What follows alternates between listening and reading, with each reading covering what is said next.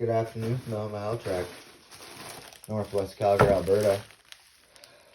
I actually packaged this up and I'm going to unpackage it for posterity because even though I have a very humble collection, I have one piece among my collection that is actually really, really hard to find and in super good shape.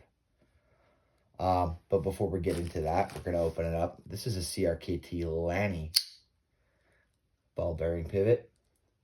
8CR13 MOV, not really the best steel. But, yeah, ball bearing pivot, compound grind. Real sharp little piece. Assisted. And it's pretty, actually. This is going to be a gift. So I'm going to use it one time. This is going to be a gift for a friend of mine tomorrow. And I don't know about where you're from. But in Western culture, and I live in Calgary, I grew up in like a very redneck type of environment with the exception of Kamloops and being born in Vancouver. Giving a man giving another man a knife is a very personal gift, and I've never given a knife to somebody that's, sort of a friend. That's a gift for somebody who's very special. And I think this is a very pretty little knife. It's very nice, and I think my friend will enjoy that a great deal. I think because my friend's from Ireland, he's not used to carrying pocket knives because you get in trouble for that. And some of mine are a little scarier, so maybe this will be good for him to get his foot in the door, and he won't hesitate to carry it. Anyways, that being said, the part that I have, this is the crank from my 1983 Diamondback Silver Streak. And today, well, that's a Sun Tour C-post in really good, C-post clamp. Silver one in really good shape. I've just taped it up and stuff because I want to keep it in great shape for this guy. But anyways, we'll start with the less interesting part. We have a Sagino chain ring, right? Now, we're going to say that's really faded. But you look at the bottoms of those teeth, and they're still square. They're not rounded. This is all, it sat until it faded. But this has very little wear on the teeth. Even where it's clamped down, there's no marring or whatnot. And it's in really good shape for what it is. And people say, oh, well, there's a lot of those available. Fair enough. I won't argue that. But what I do know is what you don't have and none of your friends have are the crank for a 1983 Diamondback Silver Streak. Now, this is the one that's in, I guess I won't say rougher condition. It's not as nice as the drive side, but as you can see, usually where the marking is, because most people are rookies, and you see there's a little bit of it there. So people take the crank off like a rookie and whack it with a hammer or whatever they have, and they don't use any kind of a piece of wood or a proper mallet. So that a lot of them got damaged, and you know what?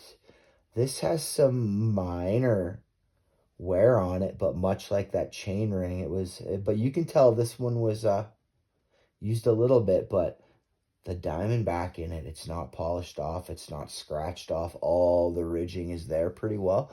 There's minor marring around here, but this is, again, a really rare part. I believe this is a bullseye bottom bracket, I was told, and it's only missing this little.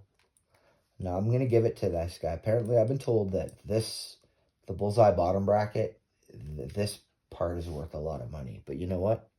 I don't care. This isn't of any interest to me. But this right here is extremely uncommon. Extremely uncommon, especially in the shape that it's in. I'm not kidding you, dude. Like, look at that. For a 1983 Diamondback Silver Streak, which is, by the way, what my friend in Edmonton, which is the next large city over in my province of Alberta, he's in the 780, I'm in the 403. My friend Dave is he's got some real nice stuff built up. And he's going to have this knockout blue and chrome 83 Diamondback Silver Streak. And we just started chatting on the mid-school page, and friended me, and we've had a pretty good relationship, and he's been waiting for a while. He paid me. I only charged him $500 for this. Now, from what I know, these crank arms alone, especially in the condition, and Canadian money, I could easily ask $1,000 for this. And as well as the bottom bracket is worth, it's all got all the original stuff. All the original bolts are all there. They're not in bad shape at all. And I could ask a lot of money for this. But this came off that 83 Diamondback Silver Streak of mine that got stolen. And not really stolen. Yeah, it was intentionally misplaced. It was taken from me. I got the VFR back, but sorry, this is a long video over a set of cranks. But this is the last day I'll have these cranks, and the last time I'll ever see them. This man's son's going to come pick them up today. And I just want to show my friends on the internet a really rare piece that, you might not ever see that again, man. Like, no joke. That's not... That you want to criticize all you like, you can, but I have failed to find even many internet images of these cranks. A lot of them are the Sagino, the SR cranks and stuff. A lot of guys have those, but very few guys for their Diamondback have these. And again, this wasn't about money at all. This was about a part that I've held on to for, oh gosh, since 2012, 2013, I believe 2013. I bought this bike in a pawn shop, and these came on it, and I wanted to build up an old BMX, and I wish I would have recorded it all then, because it would have been great for me to at least look at. But I have this now. And I hope all my friends out there are having a fantastic day. And I know there's a lot of scammers and weirdos in this sport, but I personally met some nice people, and there's a couple nice people left, and I'm just trying to be one of those guys. And there's going to be a lot of people, $500, wow, you douchebag, you shouldn't move the decimal. I'm like, hey, you say all that you want, man. If you know something about, if you say that about these cranks, don't ever talk about BMX again in my presence. I won't even listen to you. I will hide you. I will hide user from page. Shut it. Anyways, these are very cool. And I've yapped enough about these cranks. I just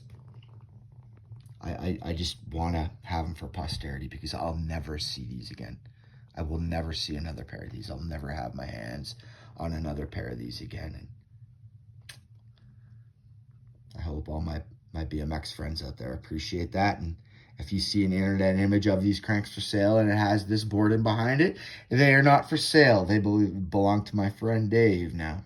But from here in the home of Hell track right in Northwest Calgary, Alberta. Y'all stay right now, fellas.